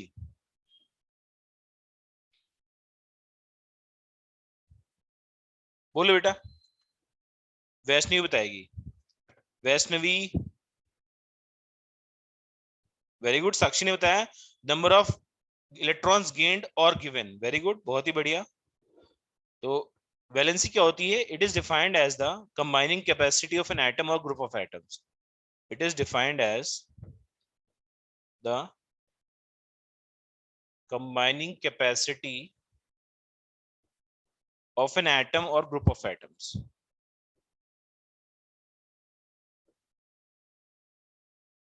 ठीक है? It is equal to the number of electrons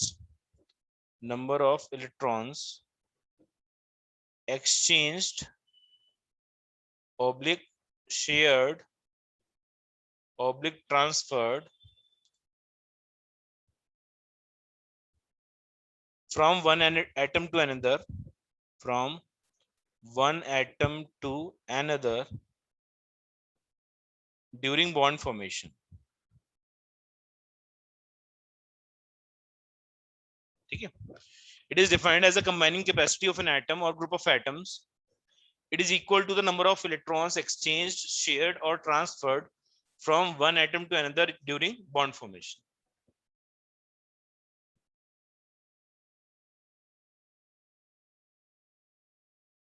अच्छा, क्रिस ने जैसे कि बताया कि सर ये आउटर मोस्ट शेल के इलेक्ट्रॉन के बराबर है। अच्छा, कभी बराबर होता भी कभी नहीं होता है।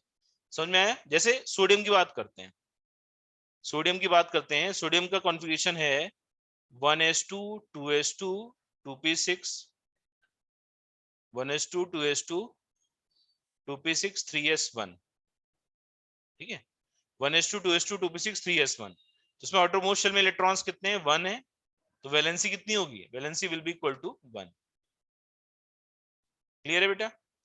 Valency will be equal to 1। और भी एग्जांपल देख सकते हैं हम लोग। हमने एग्जांपल देख लिया, फ्लोरीन का देख लेते हैं। फ्लोरीन में 9 इलेक्ट्रॉन्स हैं, 1s2 2s2 2p5। क्या इसकी वैलेंसी 1 है? Answer is no. इस सेकेंड शेल में इलेक्ट्रॉन्स कितने हैं? 7 इलेक्ट्रॉन्स हैं। इनकी जो वैलेंसी होती है वो 1 ही होती है। तो ये वैलेंसी कैसे है? ये आ गई 8 minus outermost shell electrons. Outermost shell electrons हमने क्या किया? 8 में से आउटरमोस्ट शेल के इलेक्ट्रॉन्स को माइनस कर दिया, तो वैलेंसी आ गई। तो डिपेंड करता है आप किस एलिमेंट के लिए देख रहे हो। It could be equal to outermost shell electrons or it may be 8 minus number of outermost shell electrons.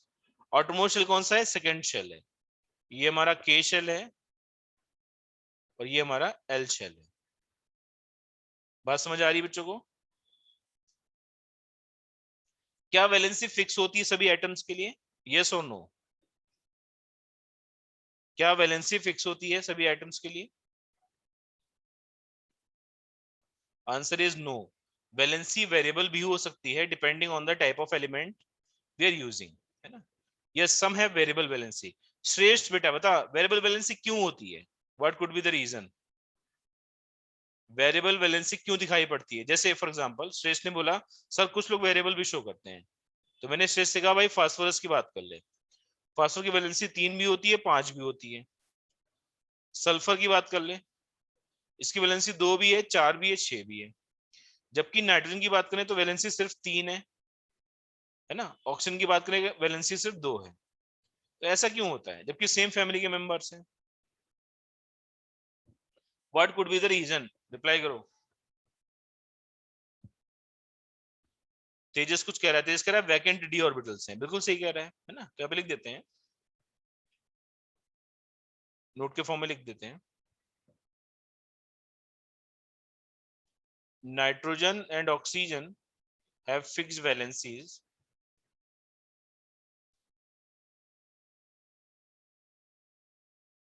but phosphorus and sulfur have multiple valencies.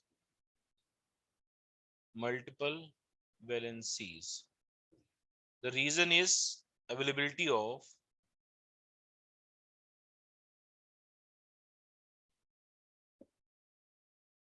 vacant d orbitals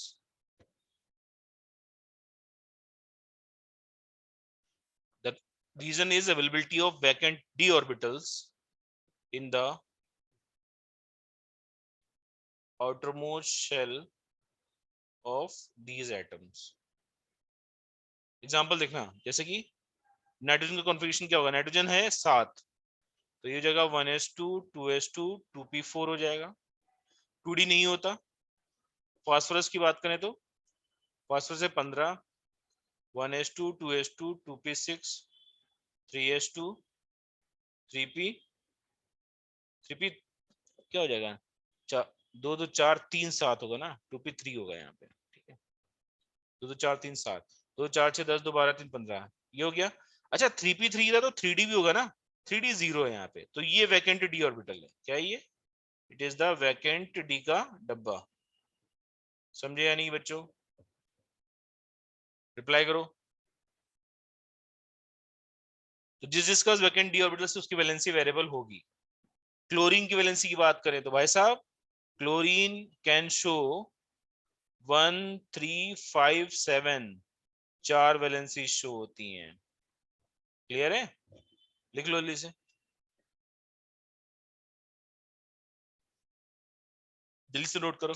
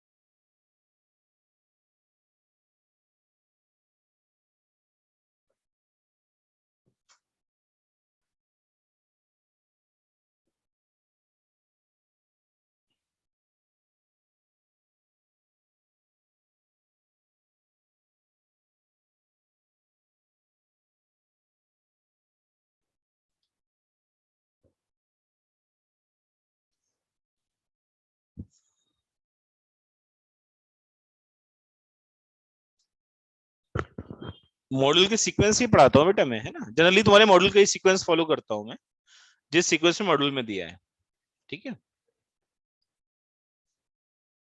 एक आध टॉपिक इधर से उधर हो सकता है कि कोई पहले पढ़ा दिया कोई बाद में पढ़ाया, बट जनरली वही सीक्वेंस फॉलो करता हूँ मैं, ठीक है। चलो, अब कुछ इंपॉर्टेंट एलिमेंट्स उनकी वैलेंसीज देखते हैं। जैसे हाइड्रोजन से शुरू करते हैं, यहाँ पे लिख रहा हूं मैं एटम, और यहाँ पे लिख रहा हूँ valency. Hydrogen, helium, lithium, beryllium, boron, carbon,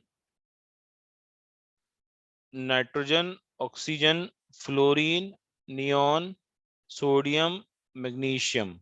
valency बताओ आप लोग। हाइड्रोजन की वैलेंसी 1 है, इसकी वैलेंसी 0 है, लिथियम 1 है, बेरिलियम 2 है, बोरॉन 3 है, कार्बन 4 है, नाइट्रोजन 3 है, ऑक्सीजन 2 है, फ्लोरीन 1 है, नियॉन फिर से 0 है, सोडियम 1 है, मैग्नीशियम 2 है, ठीक है। देख लो वैलेंसी सब लोग जल्दी से, दोबारा मत पूछना सर इसकी वैलेंसी क्या है।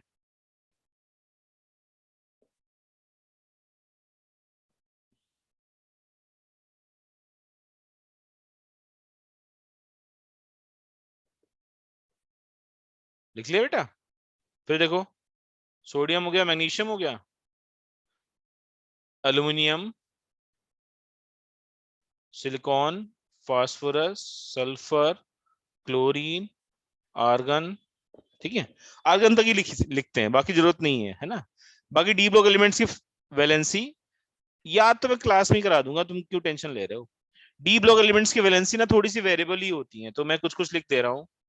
जैसे कॉपर लिखेंगे हम लोग, Mn लिख लेंगे, क्रोमियम लिख लेंगे, ठीक है, और जिंक लिख लेंगे, लेड लिख देंगे, टिन लिख देंगे, आर्सेनिक एंटीमनी लिख देंगे, ठीक है, और दैट्स ऑल, इतने काफी हैं। पूरी टेबल की वैलेंसी थोड़ा ना लिखेंगे हम लोग।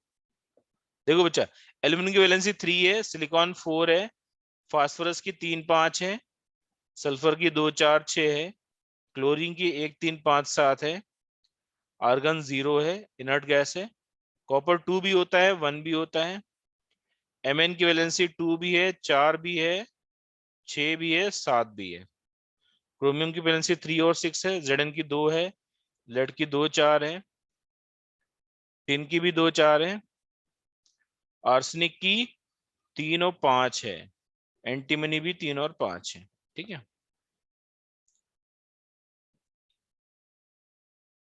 लिख लो सारे बच्चे। आयरन की भी लिख सकते हो, आयरन की वैलेंसी कितनी है, 2 और 3 है, आयरन की वैलेंसी 2 और 3 है। याद करना नहीं है, याद में करा दूंगा, बस लिख लो अभी, है ना। तो बस रिकॉर्ड होने चाहिए, कभी तुम्हें लगे इसकी वैलेंसी क्या कंफ्यूजन है देख सको, ठीक है। या तो मैं क्लास में खुद ही करा दूंगा तुम्हें। पर तुम लोग बेटा रिवाइज करते रहो, क्वेश्चंस करते रहो। तुमने मॉडल पूरा लगा लिया एटॉमिक का? एटॉमिक का पूरा मॉडल कब तक हो जाएगा बताओ?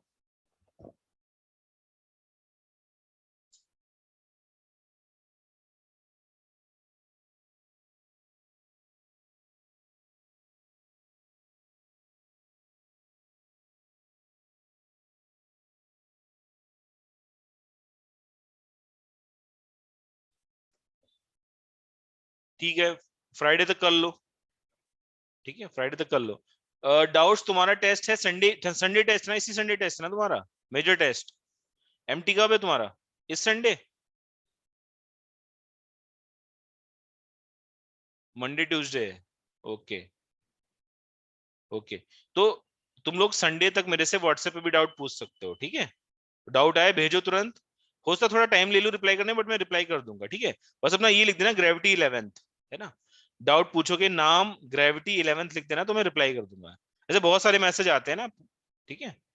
तो नाम ग्रेविटी 11th लिख देना, तो मैं डाउट बता दूंगा व्हाट्सएप पे भी, ठीक है, चलेगा। और ऐसा नहीं एक डाउट भेजो, एक साथ 3 4 डाउट जब हो जाए तब भेजना मुझे फिर, ठीक है। हाँ, चलेगा। चलो फिर, और बहुत अच्छा रहेगा अगर कल ही डाउट पूछ लो सारे अपने, ठीक है। कल अपन डाउट क्लास ही रखेंगे, टेस्ट से जस्ट पहले, ठीक है। तो जितने डाउट हो पाए पूछना फिर कल।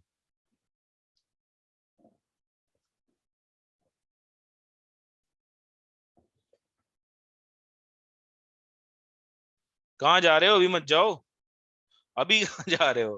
पिक्चर अभी बाकी है, रुक जाओ। चलो आगे देखते हैं। ऐसा था, मैंने छुट्टी कर दी। 4 नहीं भी 10 मिनट और पढ़ाऊंगा। लिखो, वैलेंसी समझ में आ गई। वैलेंसी समझने के बाद एक है लुईस ऑक्टेट रूल, वो लिख लो, सभी लोग लिखो। लुईस ऑक्टेट रूल क्या है बताओ जल्दी से मुझे। लुईस ऑक्टेट रूल क्या है?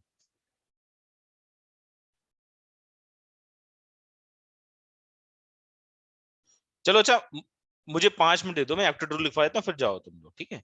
As per octet rule, as per octet rule, comma, every element tries to achieve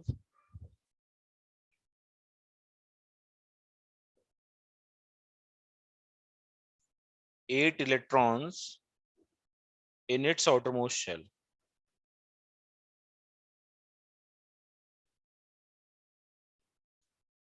by sharing or transfer of electrons।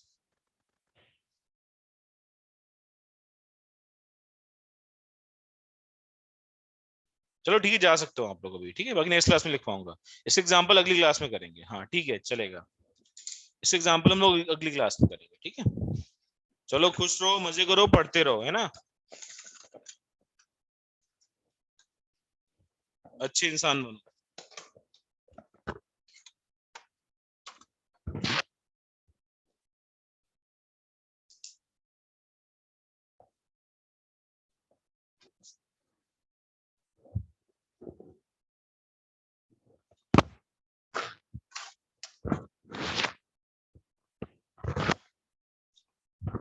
चलो बाय एवरीवन।